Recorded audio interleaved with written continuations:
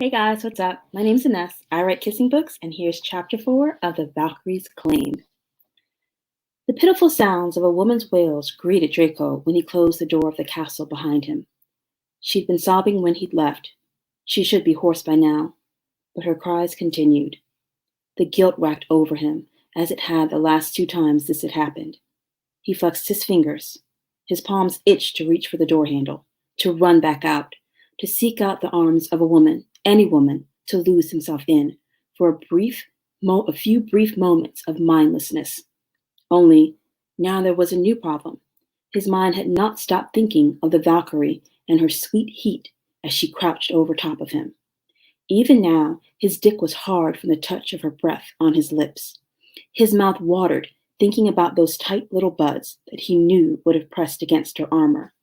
His balls tightened at the memory of being right up under her warm core.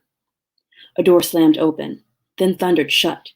A roar shook the bricks of the castle, followed by the wet sound of claws digging into flesh, and then finally, another feminine wail.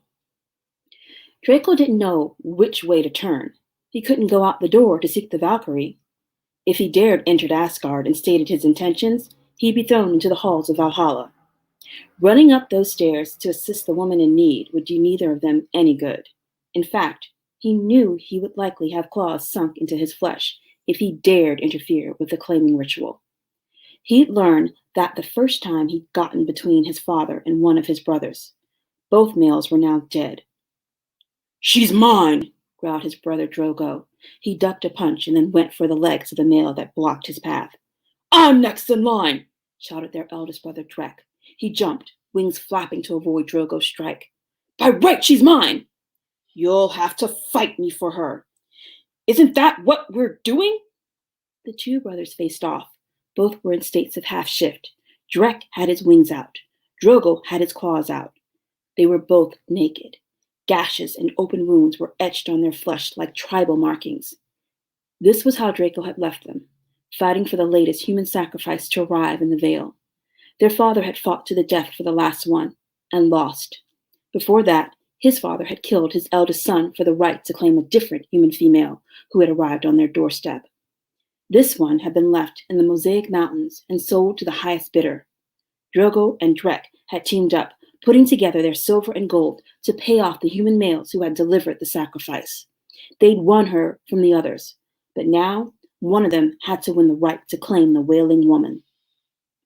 Draco hated the barbaric practice, but it was the way of the realm, the way of their kind, since the goddess who had created them had not seen fit to craft female dragon shifters. She left the dragons with no other choice than to turn to human females and the greedy human males who coveted the precious stones in the dragon's mountains. The problem was, over the centuries, those sacrifices were coming less and less. The dragons didn't know why. They didn't care about the reason. All they cared about was claiming one of the women for their own, regardless of who they had to kill to do it. Draco sighed as he leaned against the door. Unfortunately, he was too loud with his sound of disdain. His brother's gazes whipped around to him. Draco held up his hands. "I have no claim in this fight. I make no offer for the woman."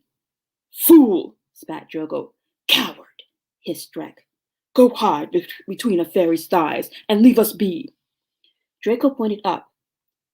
"If it's just the same to you, I'm going to go to my room and sleep."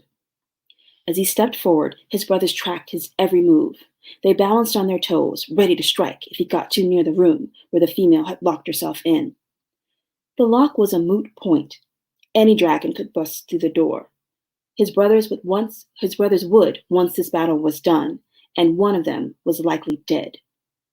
Draco made a wide circuit around his brothers to get to his room on the 3rd floor. He would have flown, but he didn't trust his dragon enough. One strong whiff of a human female, and the beast might decide it wanted to taste. Not likely, though.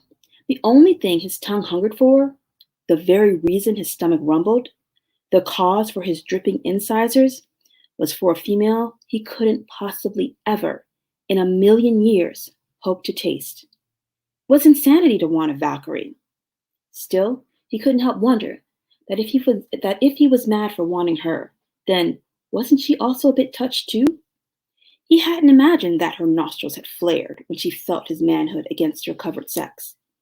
He hadn't made up that glance she stole when her golden eyes dipped to his lips. He hadn't fabricated the reality that her hips had swiveled once, almost twice, when she'd crouched over top of him. But was he imagining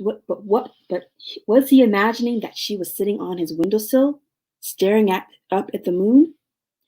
Draco blinked. He rubbed his eyes. Then he blinked again. She was still there, dressed not in the pale blue battle armor of her kind.